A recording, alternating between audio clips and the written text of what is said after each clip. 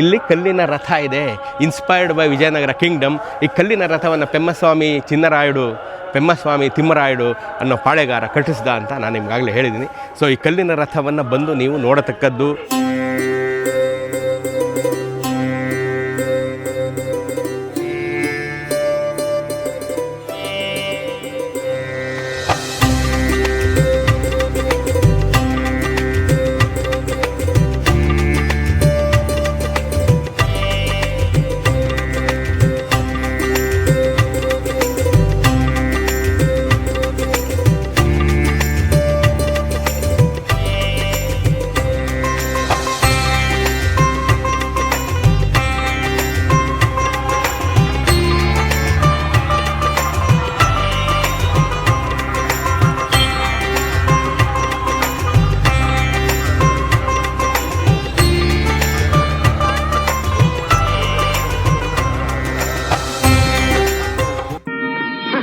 ಹೆದರಬೇಡಿ, ನಾವು ಕದಂಬರು.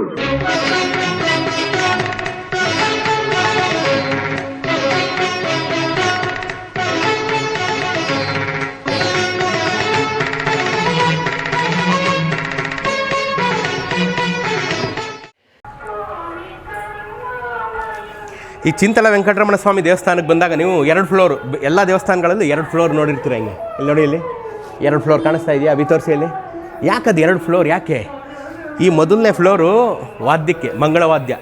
ಕೃಷ್ಣದೇವರಾಯ ಮಹಾರಾಯರು ಬರ್ತಾ ಇದ್ದಾರೆ ಅಂದ ತಕ್ಷಣ ಮಂಗಳವಾದ್ಯ ಸುರಿತಾರೆ. ಇಲ್ಲಿ ಮೇಲೆ ನಿಂತ್ಕೋತಾರಲ್ಲ, ಅವರು ಮೇಲಿನಿಂದ ಪುಷ್ಪವೃಷ್ಟಿ ಮಾಡ್ತಾರೆ. ಕೃಷ್ಣದೇವರಾಯ ಮಹಾರಾಯರು ಹಿಂಗೆ ನಡ್ಕೊಂಡು ಬರಬೇಕಾದ್ರೆ ಅವ್ರ ಮೇಲೆ ಪುಷ್ಪವೃಷ್ಟಿ ಮಾಡಲಿಕ್ಕಾಗಿ ಫಸ್ಟ್ 2nd ಫ್ಲೋರ್ ಕಂಡ್ರೆ. ಗ್ರೌಂಡ್ ಫ್ಲೋರಲ್ಲಿ ಮಂಗಳವಾದ್ಯ, ಫಸ್ಟ್ ಫ್ಲೋರಲ್ಲಿ ಪುಷ್ಪವೃಷ್ಟಿ. ಮಹಾರಾಜರು ಬರ್ತಾ ಇದ್ದಾರೆ ಇಲ್ಲಿಗೆ, ದೇವಸ್ಥಾನಕ್ಕೆ ವಿಜಯಂಗೈಸುತ್ತಿದ್ದಾರೆ ಅಂದಾಗ ಅಲ್ಲಿ ನಿಂತ್ಕೊಂಡು ಹೂ ಹಾಕ್ತಾರೆ ಅವ್ರ ಮೇಲೆ. ಅರ್ಥ ಆಯ್ತಾ? ಏನೇನೆಲ್ಲ ವೈಭವ ಆಯಿತು, ಒಂದು ಝಲಕ್ ನಿಮಗೆ ತೋರಿಸಿದ್ವಿ.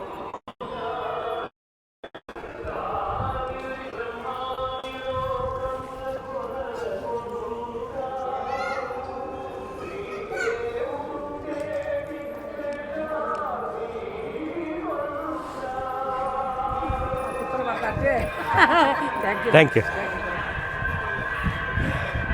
ನಮಸ್ಕಾರ ಸ್ನೇಹಿತರ, ಮೈಸೂರಿನ ಕಥೆಗಳಿಗೆ ಸ್ವಾಗತ, ಸುಸ್ವಾಗತ. ಇವತ್ತು ನಾನು ಆಂಧ್ರ ಪ್ರದೇಶದ ತಾಡಪತ್ರಿ ಅನ್ನೋ ಐತಿಹಾಸಿಕ ವೆಂಕಟರಮಣ ಸ್ವಾಮಿ, ಚಿಂತಲಪಲ್ಲಿ ವೆಂಕಟರಮಣ ಸ್ವಾಮಿ ದೇವಸ್ಥಾನ ಕರ್ಕೊಂಬಂದಿದ್ದೀನಿ.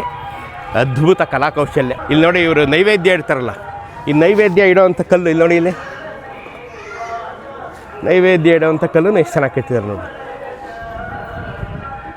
ಒಂದು ನೈವೇದ್ಯ ಇಡೋವಂಥ ಕಲ್ಲನ್ನು ಈ ತಾಡಪತ್ರಿಗೆ ಚಿಂತಲಪಲ್ಲಿ ವೆಂಕಟರಮಣ ಸ್ವಾಮಿ ದೇವಸ್ಥಾನಕ್ಕೆ ನಾನು ನಿಮ್ಮನ್ನು ಯಾಕೆ ಕರ್ಕೊಂಬಂದಿದ್ದೀನಿ ಅಂದರೆ, ನಮ್ಮ ವಿಜಯನಗರದ ಅರಸರ ಆಳ್ವಿಕೆಯಲ್ಲಿತ್ತು ಪೆಮ್ಮಸಾನಿ ತಿಮ್ಮರಾಯುಡು, 2ನೇ ಪೆಮ್ಮಸಾನಿ ತಿಮ್ಮರಾಯುಡು ಅನ್ನುವಂಥ ಸಾಮಂತ ನಮ್ಮ ಕರ್ನಾಟಕ ಸಾಮ್ರಾಜ್ಯದ ಅತಿ ವೈಭವದಿಂದ ಬರೆದ ವಿಜಯನಗರ ಸಾಮ್ರಾಜ್ಯದ ಅಡಿಯಲ್ಲಿದ್ದ. 1515ರಿಂದ 1525 ಮಧ್ಯದಲ್ಲಿ ಇಲ್ಲೊಂದು ಕಲ್ಲಿನ ರಥ ನಿರ್ಮಾಣ ಮಾಡ್ದ. 1509ರಿಂದ 1529 ನಮ್ಮ ಹೆಮ್ಮೆಯ ರಾಜ ಕೃಷ್ಣದೇವರಾಯರ ಆಡಳಿತ ಅಲ್ವೇನ್ರಿ, ಆ ಆಡಳಿತದಲ್ಲೇ ಇದ್ದಂಥ ಪೆಮ್ಮಸಾನಿ ತಿಮ್ಮರಾಯುಡು, 2ನೇ ಪೆಮ್ಮಸಾನಿ ತಿಮ್ಮರಾಯುಡು, ಅವರ ಆಡಳಿತದಲ್ಲಿನ ವೈಭವವನ್ನು ಮನಗಂಡು ಅಂಥದ್ದೇ ಒಂದನ್ನು ದೇವಸ್ಥಾನವನ್ನು ನಾನು ಕಟ್ತೀನಿ ಅಂಥೇಳಿ ಒಂದು ಕಲ್ಲಿನ ರಥವನ್ನು ನಿರ್ಮಾಣ ಮಾಡಿದ್ದಾನೆ.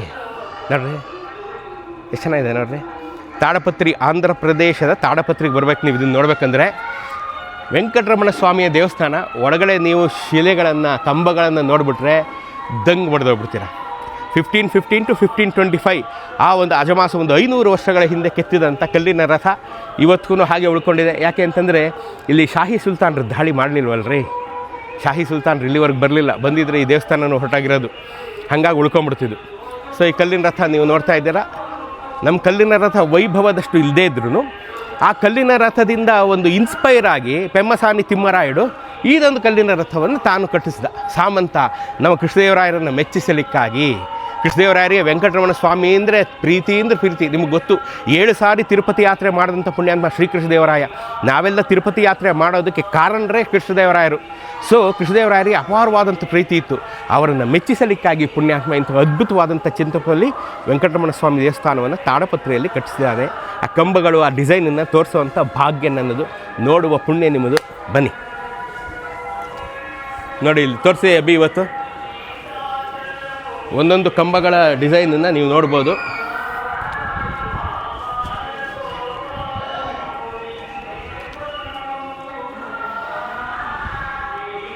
ನೋಡ್ತಾ ಇದ್ದೀರಾ? ಈ ಕಲ್ಲಿನ ರಥದೊಳಗೆ ನೋಡಿ ಇಲ್ಲಿ ಗರುಡ ದೇವರನ್ನು ಕೆತ್ತಿದ್ದಾರೆ. ಅದಕ್ಕೊಂದು ಬಾಗಿಲಿದೆ, ಬಾಗಿಲು ಹಾಕಿದ್ದಾರೆ. ಗರುಡ ದೇವರನ್ನಿಟ್ಟು ಎದುರುಗಡೆ ಸ್ವಾಮಿಯನ್ನು ತೋರಿಸ್ತಾ ಇದ್ದಾರೆ. ಎದುರುಗಡೆ ಸ್ವಾಮಿಯನ್ನು ನೋಡಿ ಕೃತಾರ್ಥರಾಗುವಂಥ ಭಾಗ್ಯ ನಿಮ್ಮದು. ಚಿಂತಲಪಲ್ಲಿ ವೆಂಕಟರಮಣ ಸ್ವಾಮಿಯ ದರ್ಶನವನ್ನು ಇವತ್ತು ನಾನು ನಿಮಗೆ ಮಾಡಿಸ್ತಾ ಇದ್ದೀನಿ. ನಿಮ್ಮ ಪುಣ್ಯದಲ್ಲಿ ನಾಲ್ಕಾಣಿ ನನಗೆ ಇವತ್ತು. ಎಂಥ ಅದ್ಭುತವಾದಂಥ ಅಂಗಳ ನೋಡಿರಿ, ನೋಡಿ ಎಂಥ ಅದ್ಭುತವಾದಂಥ ಅಂಗಳ, ಎಂಥ ಅದ್ಭುತವಾದಂಥ ಅಂಗಳವನ್ನು ನೋಡ್ತಾ ಇದ್ದೀರಾ? ಭಾಳ ಅದ್ಭುತವಾದಂಥ ಶಿಲ್ಪಕಲೆ. ಇಲ್ಲಿ ನೋಡಿ, ಇಲ್ಲಿ ತೋರಿಸಿ ಅಬ್ಬಿ, ಇಲ್ಲಿ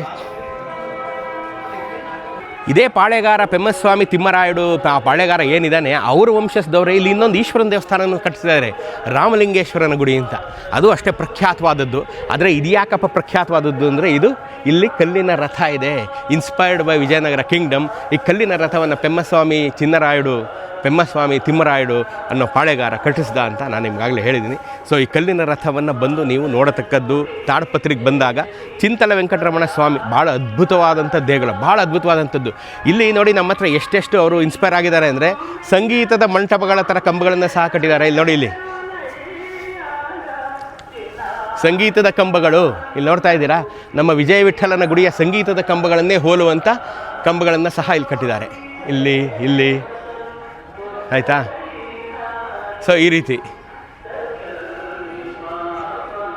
ಸಂಗೀತದ ಕಂಬಗಳು ಇದನ್ನು ಕಟ್ಟಿದ್ದಾರೆ. ಸೊ ಇದು ಸಂಪೂರ್ಣ ನಮ್ಮ ವಿಜಯನಗರದಿಂದ ಇನ್ಸ್ಪೈರ್ ಆದಂಥ ದೇವಸ್ಥಾನ. ಆದರೆ ಅದ್ಭುತವಾಗಿ ಕಟ್ಟಿದ್ದಾರೆ. ಏನಪ್ಪ ನಮಗೂ ವಿಜಯನಗರಕ್ಕೂ ಈ ತಾಡಪತ್ರಿ ದೇವಸ್ಥಾನಕ್ಕೂ ಡಿಫ್ರೆನ್ಸು ಅಂದರೆ ಅದು ಹಾಳು ಹಂಪಿ ಆಗೋಗಿದೆ, ಇದಿನ್ನೂ ಉಳ್ಕೊಂಡಿದೆ.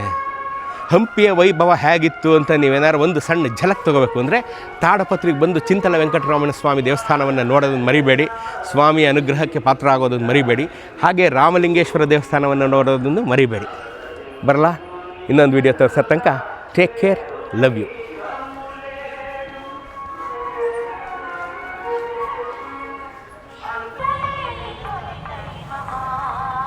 ಉಯ್ಯಾಲೆ ಸೇವೆ ಭಗವಂತನಿಗೆ, ವೆಂಕಟರಮಣನಿಗೆ ಉಯ್ಯಾಲೆ ಸೇವೆ ಮಾಡುವಂಥ ಕಂಬ ಇದು.